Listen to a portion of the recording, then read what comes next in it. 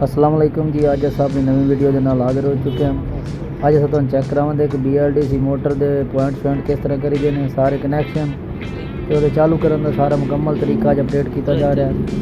Check कर सकते हो कि किस तरह सारा हो रहा है। सैटिंग मैटिंग चेक वाल वगैरह काफ़ी किया गया, मोटर की फिटिंग हो गई है, लोहे का बैंड लाया गया, लोहे की डिलीवरी लाई है 3 इंच की, 2 प्लेटों से सैटअप सारा चालू होने लगा है इंशाल्लाह। अज अस जी अज 2 प्लेटा ते 3 सोलर BLDC मोटर असीं चलाउण लगे हैं और सामने सारा सैटअप हो रहा है।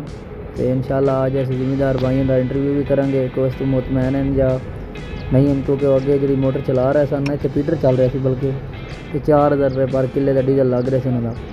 हम 2 प्लेटा लगी इन्होंने तो एस्टीमेटेड खर्चा भी तकरीबन 2-1 लाख के नज़दीक है। 2-1 लाख इन्हों का टोटल बोरिंग प्लेटा मोटर मतलब वन टू ऑल सारा खर्चा ये आ जाएगा। तो अज उन्होंने नाल इंटरव्यू भी करांगे, उन्होंने को पूछेंगे कि इस मुतमैन हैं कि नहीं, तो कितनी बचत आ रही है उन्होंने। तो इंशाल्लाह ये सारा चेक करो तो उन्होंने नाल इंटरव्यू भी अज तुहानूं विखावांगे।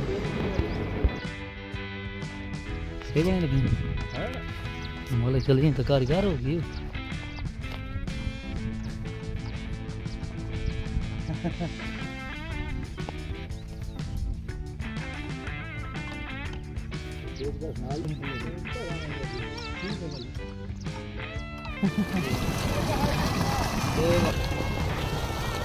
ये साढ़े मिस्त्री कामरान साहब हैं, इन्होंने अज दे सारा सोलर सिस्टम इंस्टॉल किया जी। 3 इंच का BLDC का 2 प्लेटा के थोड़े सामने। मिस्त्री साहब ये बारे को आवाम को दसो भई ये लवानी चाहिए नहीं है, के खसूसियात ने दियाँ छोटे गरीब जिमीदार लवानी चाहिए। 2 प्लेटों में बेहतरीन चल रही है। ये थोड़े सामने जी 2 प्लेट हैं, ये साढ़े मोटर चल रही है, ये इधर इन्वर्टर भी है। तो इनकी डिलीवरी माशाल्लाह बाहर के दे रही है। कम 2 तो 2:30 का टाइम है, धुप भी कोई नहीं सही तो वेख रहे हो सर। ये सामने साढ़े 2 किले ने, ये इन्हें प्यावने ने बादशाह जबरदस्त इहदा पानी शानी है जी। ये साढ़े जिम्मेदार भाई हैं, साढ़े चाचू हैं राणा सफदर साहब, इन्होंने इंस्टॉल कराया। ये दसो कि तुम इस मुतमैन हो, इहदा पानी शानी किस तरह आ रहा है? वाकई 2 प्लेट तो चल रही है? बिल्कुल मुतमैन असी इस तो, क्योंकि पहले असी पीटर लगवाए थोड़ा उपरली साइड से कम अज कम मेरा ख्याल है 4000 का डीजल लगता है। अच्छा। 1 एकड़ मस है यानी पीटदा है। तो उस बड़ा मतलब मैं